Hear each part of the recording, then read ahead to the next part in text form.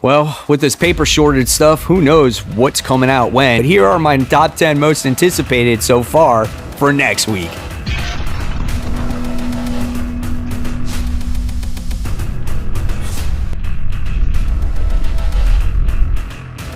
Hey, all my webheads out there, welcome back to Comic Book Corner 2.0. And fans, I am your host, Mike Spider Slayer, always helping you make decisions on what comic books to buy. Guys, welcome back. And today I am bringing you my top 10 most anticipated comic books for November 3rd, 2021. Getting close to Thanksgiving now. And guys, hopefully this list helps you make decisions on what comic books to buy. And it's never too early to start putting together that list for next week. So before we dive into it, guys, if you want to become a member of Comic Book Corner 2.0, guys, go ahead, hit that join button right there on my home screen. It does help support the channel. It gives you, the viewers, some extra perks. And guys, let's get started. So let's kick off this video this week with the hot seat. Now, just a warning, guys, there could be some delays in these comic books as there have been in the past few weeks. So when I recorded this video, this was, being released upon this time, okay? So, on the hot seat goes to The Thing, issue 1. Man, oh man, when was the last time The Thing had an ongoing series or a solo series? It had to be the 80s, right? I have the first issue of The Thing. I got a few of those issues. They're not worth anything, but we have a new series here, and this could be something fun for readers of the character, right? He is comical. He is a lot of fun. He's very strong. I'm sure we're going to see, friends, enemies that we all know that are going to come across in this title. This could be fun. However, if I find it lame or I don't like the artwork, I'll drop it really super quick. This is 36 pages. It's a $5 comic book. What's the book that's on the rise? And unfortunately, I missed out on the last issue of this for whatever reason, I don't know. But this is the Silver Coin issue 6. Now, I think issue 5 was the origin story of the coin, and I missed out on that issue. But now that this is an ongoing series, I am excited. And this first issue of it being officially ongoing has to do with a kid who comes across the arcade machine and has become just this phenomenon when he comes to playing these video games, right? So, however, with that silver coin, he can't stop winning, and you never know how bloody, it's going to make him when he's playing this game. So, we all know bad things happen when you have this coin. I'm really looking forward to this book.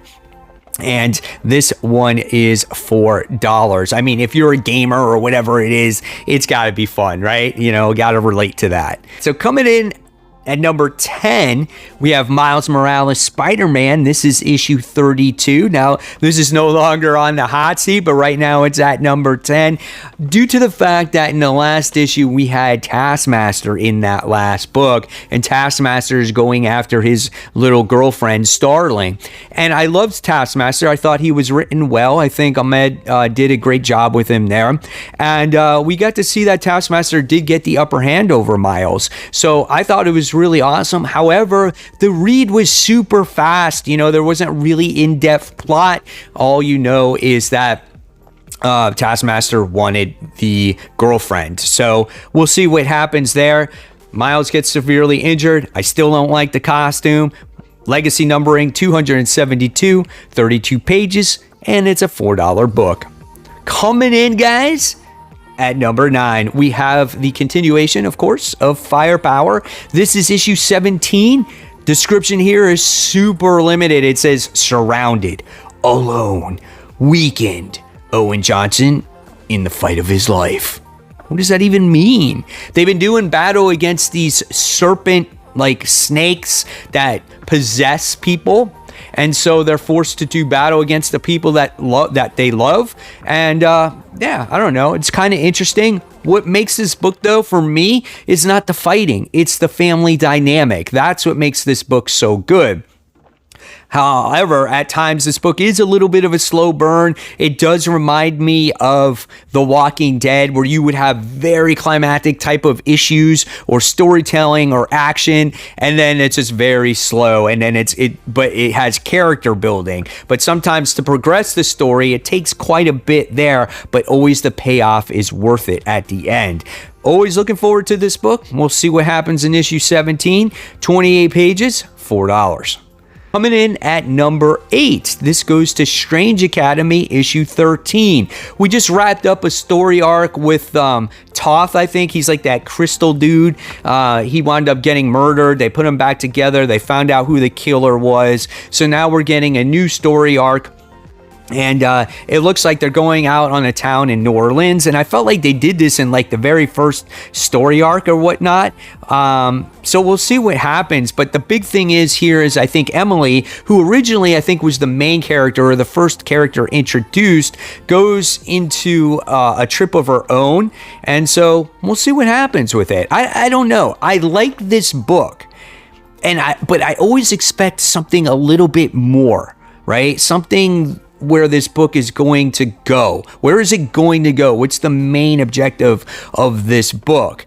And I think the main objective here might have to tie in with number 7's book. And number 7's book is Strange Academy presents The Death of Doctor Strange issue 1. So this ties in to what's going on with Doctor Strange right now. So what happens is the Academy winds up closing due to the events of what happened with Doctor Strange, right? Until everything gets resolved. And now it's going to go and dive into Eric and Alvy's story a little bit. Let me take that back a little bit. So it's going to dive into their story a little bit. We found out in previous issues that their mother is the Enchantress, which I thought was quite interesting. So maybe we'll get to learn a little bit more about the Enchantress and her sons and the little bit back history of those characters. But does this all tie in together? And will we get a new Sorcerer Supreme based off of the pages of Strange Academy? Maybe. We'll see. Looking forward to this one. 36 pages, $5. Next, coming in at number 6. Now, last week I mentioned this because I thought it was going to come out, but it never came out. So this time I'm talking about it a little bit more in depth. This is Primordial issue 2. So this one is written by Jeff Lemire. The artwork is done by Andrea Sorrentino, where we have the space race going on. But it's kind of like a conspiracy theory type of book where the chimpanzees that went up in space supposedly died. Well, we learned in the first issue that wasn't the case. They went to another side, along with the Russian space dog as well. Where does the book go from here? I don't know. It just seems odd. It seems out there, right? And it has me intrigued, so I can't wait for issue 2. Looking forward to it. I'm a huge fan of Sorrentino's artwork. It's such a different type of style, and it fits with Jeff Lemire's writing. Those two have teamed up many times before.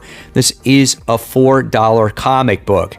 So if you see books that you know are coming out this week, guys, or you know books that are not coming out this week and are not mentioned on this week's countdown, it's because I mentioned them last week, and I wanted to give some other books some chance. I didn't want to repeat a lot of the same books. Okay, so moving on to number 5. We have Amazing Spider-Man issue 78. This is titled Beyond Chapter 4.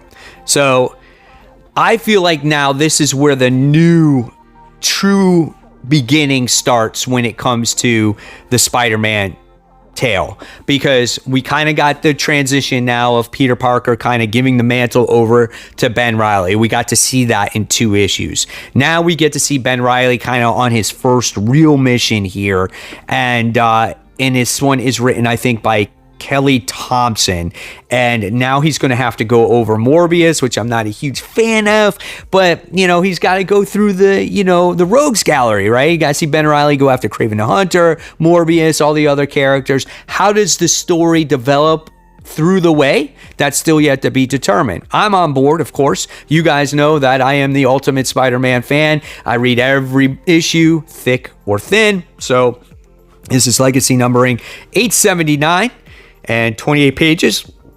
and this one's $4.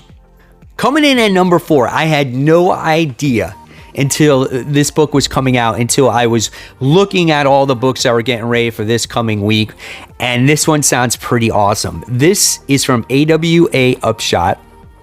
This is titled Knighted issue 1. Okay, and this is kind of like, I don't know if it's like a knockoff off of Batman. Well, it definitely is, right? But you have to change it around a little bit so you don't get in trouble. And here's the description that it gives so you can truly understand what's going on here. It says, in this action-packed adventure set in the universe of the Renaissance, in the Resistance, Greg Hurwitz, Legends of the Dark Knight, Vengeance of Moon Knight, Mark Texeira, Ghost Rider, Wolverine, and Brian Reber, X-Men Legacy, Spider introduce a masked vigilante for the 21st century. Bob Ryder is a hapless bureaucrat whose bad luck streak comes to a crescendo when he accidentally kills the city's masked vigilante, the Knight. Whoops. Now Bob is forced to take on the mantle of the legendary hero before the city descends into chaos. Good thing he's got the Knight's former butler / assistant to show him the ropes. So this dude actually accidentally kills Batman, right? And now he is forced to take on the mantle with Alfred training him. Dude, that's so awesome. Like, I would love to see that story. It's everything you would want to see in a Batman story, but it's not called Batman, right? It even has covers like Batman covers. It's so cool, dude. I'm totally on board with this. I want to see what this has to offer. And I think AWA Upshot has some great stories, man. They just come out of the woodwork and they surprise you, you know? So yeah, 32 pages, $4. If you haven't known or didn't even know that book was coming out, at least now you know. Coming in at number 3, The Me You Love in the Dark, issue 4. So now is, I think, a pivotal point in this comic book. I think we have 6 issues with this, and Ro is the main character, and her isolation is taking a turn towards the dark side of things, right? We got to see her trying to, paint these paintings, get inspired by this ghost entity that lives in this house. They develop this relationship. You see how time has gone by, where they've gotten to spend like Halloween and Thanksgiving and Christmas. And then they wind up hooking up at the end of the last issue. And you're kind of like, okay, how is that possible? But you go, Ro. You do your thing. But now you're going to get to see the more, I guess, true nature of her mysterious entity. And I think this ghost could be jealous, because I think you're going to see like her partner come to the house, and I think you're going to see some bad things here. And I think you're going to start to see the relationship crumble, and things are just going to get really dark. I love this book. This book is so well done. For me, this is Scotty Young's like best work yet. And if you have not checked out this book, I don't know if you're going to find issues 1, 2 through 3 on their store shelves, but you can definitely probably get it in trade when it comes out, and I recommend it. It is a quick read. Looking forward to it. 32 pages, $4. Coming in at number 2. Now, I know this is a repeat for last week, but there was really no other books that I saw that I was really anticipating. And but I am really anticipating this one. And I just wanted to let people know that this is out there, because this is, I think, an under the radar book. And this is Darkhawk issue 3. So Darkhawk is a great book about a boy who was a basketball player, and he can no longer continue on that journey because he develops MS. And all of a sudden, one night, he's walking somewhere, and the amulet comes crashing down. It chooses him. He stops some bad guys. And now he has to learn with dealing with this MS that he has, and he has to learn with trying to learn to be a hero. And at the same time, something really bad is happening with his best friend. And the issue 2 left you off with a huge cliffhanger where you're just like, oh my God, this kid is just going through such a horrible time. And he's going to have to find a way to pick himself back up and prevail and to do the right thing, right? Can't wait for this issue. It's really well done. I'm hoping that this book does well enough to where it could get an ongoing series. That's how good it is for me. You get Miles Morales that shows up in this book a little bit too, and it's mixed with good humor, good action, and just overall the pacing of it is phenomenal. I have nothing but great things to say about this book. I think you can still find issues 1 and 2 on the store shelves. 28 pages, $4. Number 1 this week goes to Dark Knights of Steel, issue 1. This is Tom Taylor writing a medieval world with Batman and maybe other Justice League characters in it. There's a spaceship that crashes, lands from a doomed planet, and then all these people are going to die. And I don't know what the heck this is going to be about, but it's a fantasy action type of storytelling, and I am so on board with this. The covers look awesome. This is going to be really, really good, I think. And I think people are really, really excited about this one. Originally, I think Venom was going to be my number 1 again, but that book was supposed to come out last week, or it's coming out on October 26th. Like, I don't even know. I don't even know when anymore some of these books are coming out. But this was the one that took its place, and I can't wait for it, man. I think this is going to be a lot of fun. This is going to take you somewhere completely different where you don't have to worry about everything that's going on in DC Comics, continuity, all that stuff. Just a fun Elseworld tale. So, guys, there you have it. I think I'm going to stop talking now. Hopefully you enjoyed this top 10 most anticipated list. I want to know what you're looking forward to this particular comic book week. And guys, as always, if you like this video, please give it a thumbs up, subscribe to the channel, don't forget to hit that bell. I'll leave you more content right here to check out. And of course, guys, please keep buying, keep collecting, and most importantly, always keep reading those comic books. Till next time, guys, I'll see you real soon. Bye.